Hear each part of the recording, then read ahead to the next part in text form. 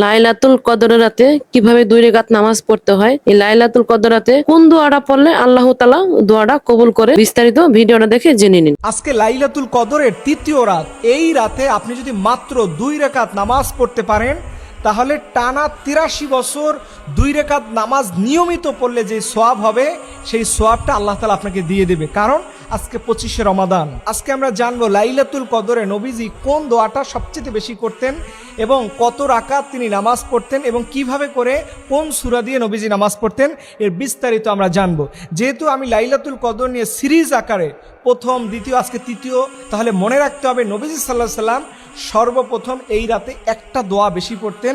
যাদের দোয়াটা এখনও মুখস্থ হয় নাই, তারা আমার সাথে দোয়াটা বারবার শুনে মুখস্থ করে নেবেন।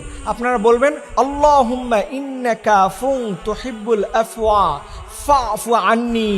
আল্লাহ আপনি ক্ষমাশীল, আপনি ক্ষমা করতে ভালোবাসেন। আল্লাহ আমার জীবনের অনেক গুনাহ হয়ে গেছে, আল্লাহ আজকের রাতে নাকি আপনি অনেককে মাফ করে দিবেন, আমাকে মাফ করে দিয়েন। এইভাবে করে আপনি দোয়াটা করবেন। এরপরে নবীজি 2 রাকাত করে নামাজ পড়তেন।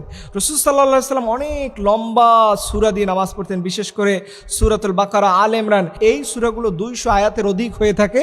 এখন যারা পারেন না তারা কিভাবে নামাজ পড়বেন, এর জন্য যদি আপনি পারেন সূরা কদর দিয়ে পড়বেন। কারণ যেহেতু এই সূরা কদরের সাথে লাইলাতুল কদরের সম্পর্ক আছে, এর জন্য আপনি পারলে ইন্না আনজালনাহু ফি লাইলাতিল কদর, এই সূরাটা দিয়ে আপনি নামাজ পড়বেন। আর যদি এটা আপনার মুখস্থ না থাকে, আপনি যে কোনো সূরা দিয়ে পড়তে পারেন, কোনো সমস্যা নাই। তবে মেহেরবানি করে 2 রাকাত নামাজটা পড়েন। এই 2 রাকাত নামাজ আপনার কখনো বিফলে যাবে না। আপনার আমলনামা এটা সারা জীবন সাদাকা হয়ে থাকবে, আপনার জীবনের কল্যাণ হয়ে থাকবে। আপনি কি মনে করতেছেন কোনো মানুষের পক্ষে প্রতিদিন টানা 83 বছর 2 রাকাত নামাজ পড়া সম্ভব? কারো পক্ষেই সম্ভব না। শুধু আজকের রাতে পড়লে পারে। আর আল্লাহ যদি আজকে লাইলাতুল কদর কবুল করে নেয়, তাহলে এই সোয়াবটা 83 বছর আপনার আমলনামায় যুক্ত হবে। আপনি বুঝেন, পারমিশন কবুল হওয়া 2 রাকাত নামাজ, যার বিনিময়ে আপনি জান্নাতে যেতে পারবেন। কারণ নবীজি বলছেন, ইন্না আউয়ালু মা ইউহাসাবু বিহিল আবদু বিস-সালাহ, আল্লাহ তাআলা কিয়ামতের দিনে সর্বপ্রথম নামাজের হিসাব হবে। এই নামাজের হিসাব যারা দিতে পারবে তারা জান্নাতে। আল্লাহ জান্নাতে বলবে আজকে একটা সেজদা দাও, যারাই সেজদা দিতে পারবে তারা জান্নাত। সো এই দিনটাকে কেউ মিস করেন না। ব্যস্ততা আপনার জীবনে থাকবে না।